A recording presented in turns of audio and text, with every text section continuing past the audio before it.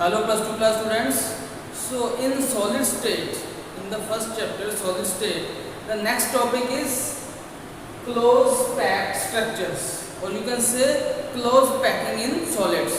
जो solids होते हैं ये बने होते हैं एटम से, पार्टिकल से, और उन पार्टिकल्स को हम रिप्रेजेंट करते हैं स्फीयर से। जैसे स्फीयर में लिख रहे हैं तो ये स्फीयर्स क्या हैं बच्चे, क्या रिप्रेजेंट कर रहे हैं? ये पार्टिकल्स या एटम्स या मॉलिक्यूल्स। तो ये एटम्स या मॉलिक्यूल्स या पार्टिकल्स जिसको बोलते हैं उनको हमने रिप्रेजेंट किया है स्फीयर से। तो टॉपिक है कि क्लोज पैकिंग, मतलब ये जैसे हम इनकी पैकिंग इन द सेंस कि ये कैसे अरेंज होते हैं किसी सॉलिड में, क्या डिफरेंट वेज है जिनमें ये जो एटम्स है, जो पार्टिकल है, they can be arranged. So the first arrangement is called close packing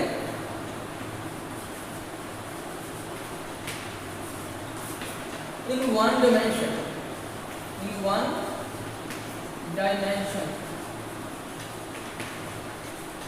Close packing in one dimension. एक डायमेंशन में अगर क्लोज पैकिंग देखनी हो तो वो क्या होती है? मान लो हमारे पास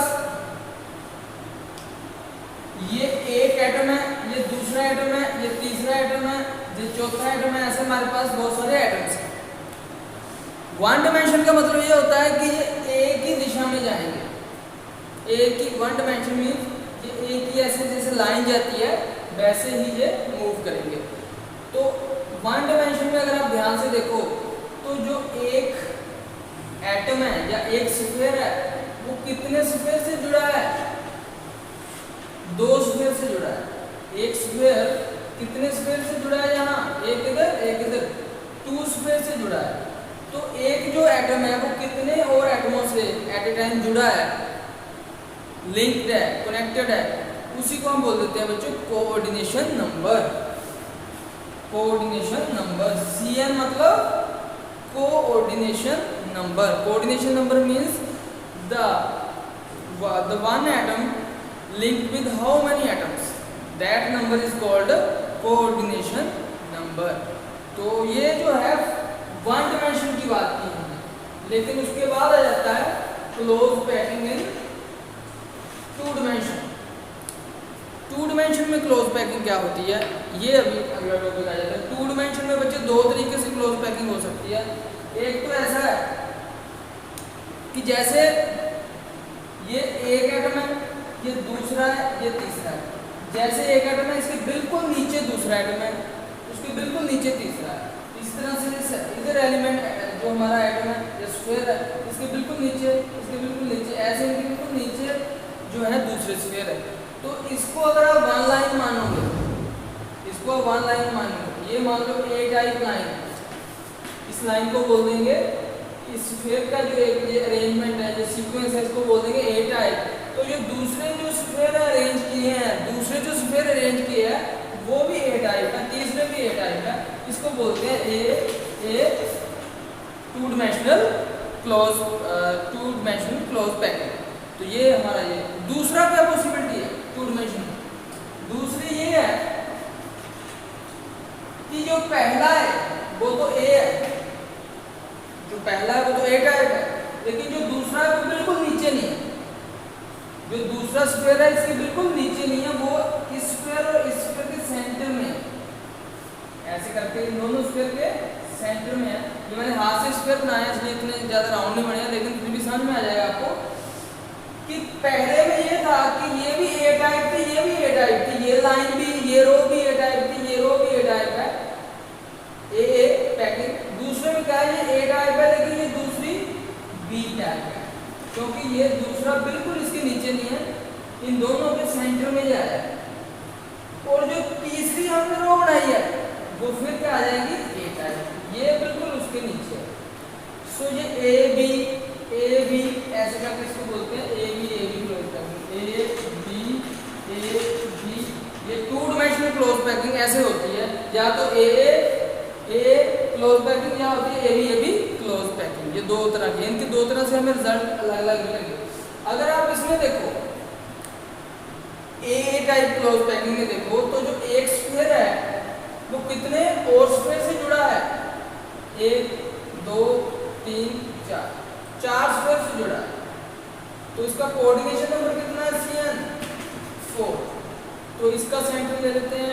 इस स्फीयर का सेंटर ले लेते हैं, इस स्फीयर का सेंटर ले लेते हैं, इस स्फीयर का सेंटर ले लेते हैं। इन सभी सेंटर को अगर हम जोड़ दें,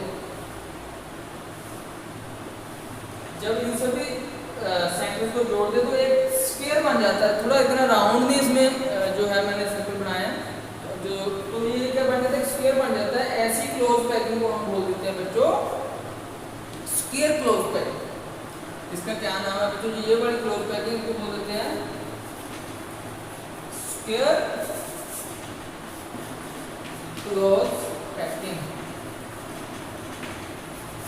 इन 2 डायमेंशन। स्फीयर क्लोज पैकिंग इन 2 डायमेंशन। अब इसकी बात करते हैं। इसमें ए बी टाइप है। इसमें क्या है, इसमें जो एक स्फीयर है इसको देखो, अगर आप ध्यान से, एक स्फीयर है, ये स्फीयर कितने स्फीयर से जुड़ा है, एक इधर जुड़ा है, एक इधर जुड़ा है, एक इधर जुड़ा है, एक इधर जुड़ा है, एक इधर, टोटल कितने हो गए 1 2 3 4 5 6, तो 6 स्फीयर से जुड़ा है।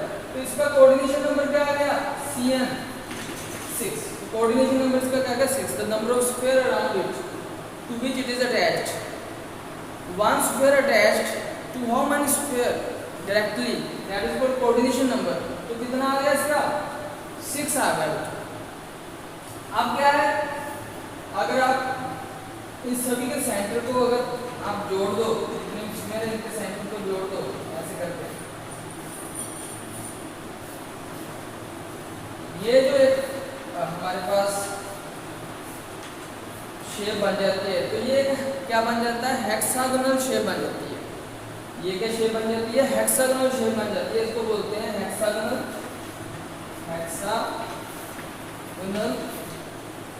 2 डायमेंशनल क्लोज पैकिंग।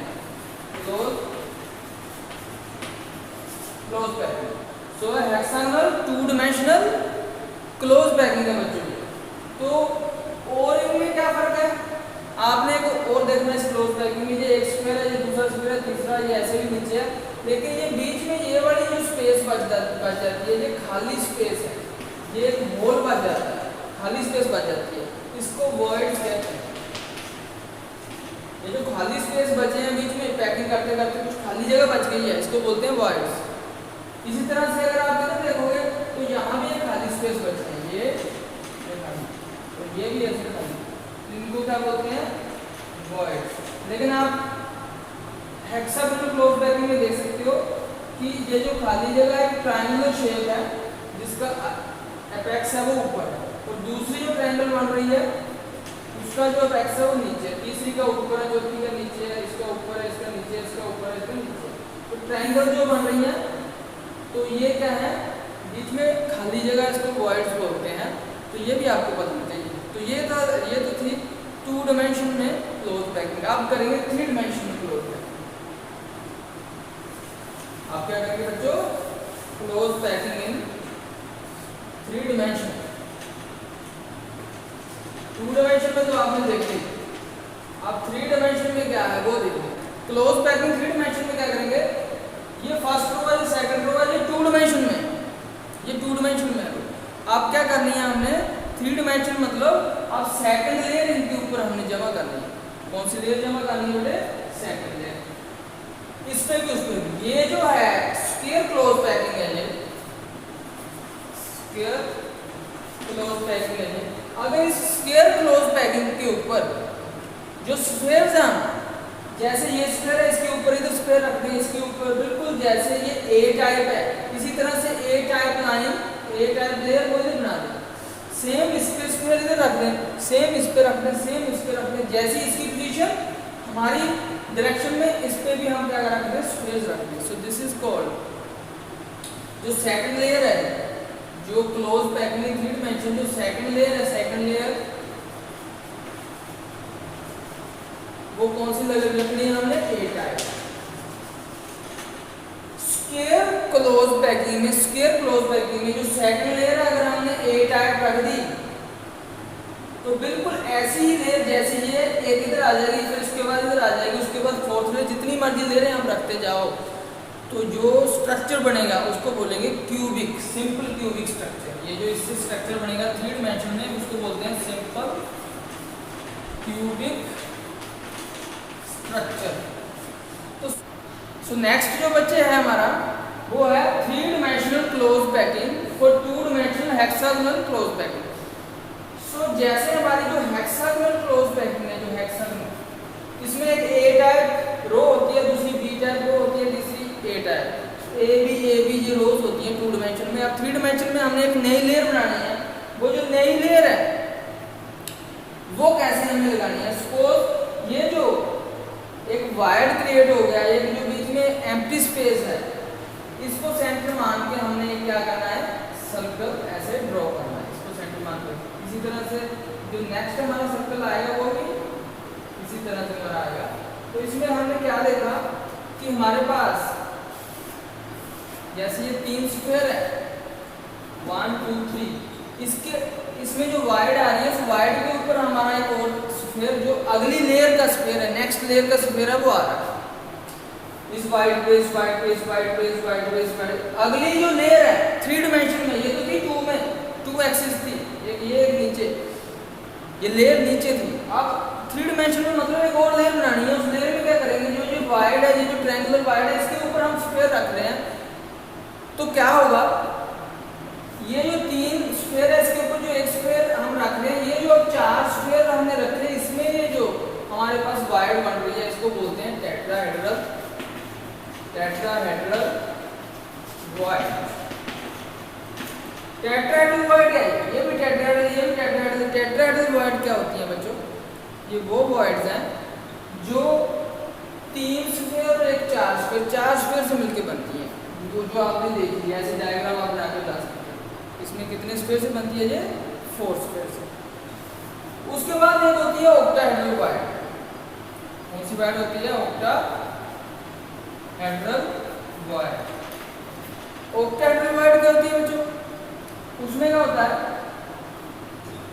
जैसे 3 स्क्वायर हमारे पास 1 2 3, ये 3 स्क्वायर है। इन 3 स्क्वायर के ऊपर हमने 3 स्क्वायर और बनाने हैं। अब ऐसा नहीं कि एक वाइड की एक स्क्वायर बना दिया, 3 के ऊपर हमने 3 स्क्वायर और बनाने हैं। जैसे कि ये हमारी वाइड है, 3 स्क्वायर होगी, तो इनके ऊपर हमने 3 स्क्वायर और बना देना। जैसे ऐसे ये किधर से बना देना और ये किधर से बना देना। तो 3 के ऊपर हमने 3 स्क्वायर और बना दिए। तो ये जो 6 स्क्वायर से वाइड हमारे पास क्रिएट होगी, इसको बोलते हैं हम ऑक्टाहेड्रल वाइड। इसको थोड़ा और क्लियर करता हूँ मैं। ऑक्टाहेड्रल वाइड क्या होती है? हमारे पास क्या है? 3 स्क्वायर है, ऐसे करके 3 स्क्वायर हमारे पास नीचे हैं, ये इनकी वाइड है। अब इसके ऊपर भी 3 स्क्वायर होंगे, लेकिन वो थोड़ा अलग कर होंगे, ऐसे करके एक स्क्वायर इधर, ऐसे करके एक स्क्वायर इधर और एक स्क्वायर ऐसे नीचे। तो 3 स्क्वायर ये थे, 3 स्क्वायर इनके ऊपर आ गए। तो 6 स्क्वायर से जो वाइड बनती है उसको क्या बोलते हैं? ऑक्टाहेड्रल वाइड, इसको हम बोल देते हैं। तो ये एक जो वाइड है टेट्राहेड्रल वाइड, ऑक्टाहेड्रल वाइड, इसके बारे में भी आपको बताना चाहिए। और ये एक लेयर थी नीचे, फिर हमने दूसरी लेयर रखी। एक लेयर के ऊपर कौन सी लेयर रखी बच्चों? सेकंड टाइप ऑफ लेयर रखी है हमने। अब जो पहली नीचे लेयर है उसको ए टाइप बोलते हैं, जो इसके ऊपर हमने लेयर रखी इसको बी टाइप लेयर बोलते हैं। जो पूरी नीचे लेयर है इसको ए टाइप, जो ऊपर इसकी लेयर बनी वो बी टाइप लेयर है। अब ये जो वाइड की बात कर रहे हैं, टेट्राहेड्रल वाइड, टेट्राहेड्रल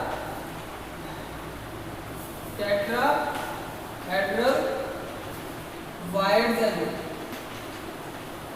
वो कितनी होती है? अगर हमारे पास कितने स्फीयर हैं? n स्फीयर है टोटल, n स्फीयर है हमारे टोटल नंबर ऑफ स्फीयर कितने हैं? मान लो कैपिटल N है, तो टेट्राहेड्रल वाइड होती हैं 2n और ऑक्टाहेड्रल वाइड होती हैं, ऑक्टाहेड्रल वाइड कितनी होती है? ये भी बहुत इंपॉर्टेंट है जानना आपको। अगर हमारे पास n पार्टिकल है, कैपिटल N पार्टिकल है, तो उसमें वाइड्स कितनी होंगी? उसमें एम्प्टी स्पेस कितने होंगे? उसमें होंगे टेट्राहेड्रल वाइड्स होंगी 2n और ऑक्टाहेड्रल वाइड्स होंगी n। ये आपको पता होना जरूरी है। टेट्राहेड्रल वाइड कितनी होंगी? 2n और ऑक्टाहेड्रल वाइड होगी n। तो ये जरूरी है। उसके बाद हम बात आ जाती है थर्ड लेयर की। जो सबसे पहली लेयर है, इसको इस लेयर को मान लिया हमने, तो उस पर हमने कौन सी लेयर अपनी ऐड की, तो हमने ऐड की सेकंड लेयर। जो सेकंड लेयर हमने ऐड की इसके ऊपर, उसको मान लिया हमने बी, ए बी। अब जो थर्ड लेयर हमने इसमें फिर डाली है, अगर थर्ड लेयर हमने डाली, वो डाली फिर ए, फिर बी, फिर ए, फिर बी, ऐसे अगर जाता है कि पहली लेयर थी वो ए थी, दूसरी बी थी, तीसरी थर्ड लेयर फिर ए आ गई, फिर बी, फिर ए बी, ऐसे करके लेयर आती है। तो ऐसी जो क्लोज पैकिंग हमारी होगी, तो ऐसी क्लोज पैकिंग को हम बोलते हैं बेटे हेक्सागोनल क्लोज पैकिंग, HCP बोलते हैं इसको, HCP, हेक्सागोनल क्लोज पैकिंग। पहली लेयर ए टाइप, दूसरी लेयर बी टाइप, तीसरी लेयर फिर ए टाइप, बी टाइप। लेकिन अगर पहली लेयर थी वो ए टाइप थी, दूसरी हमने बी रख दी, थर्ड लेयर है वो हमने मान लो क्या रख दी, सी टाइप। थर्ड लेयर हमने क्या रख दी बच्चों, सी टाइप लेयर रख दी। जो हमने हेक्सागोनल क्लोज पैकिंग में ए बी किया, इसमें क्या है, टेट्राहेड्रल वाइड है वो कवर हो गई थी। और अगर हमने सी लेयर रख दी तो उससे ऑक्टाहेड्रल वाइड है वो कवर हो जाएगी। 3 डायमेंशन में बता रहा हूँ, सिंपल सी बात है। अगर हमने पहली लेयर को ए मान लिया, दूसरी को बी, और तीसरी फिर ए, फिर बी, ऐसे हम 3 डायमेंशन में चलते रहे लेयर्स को, तब बनती है कौन सी ज्योमेट्री, HCP, और उसमें टेट्राहेड्रल वाइड है वो कवर होती है।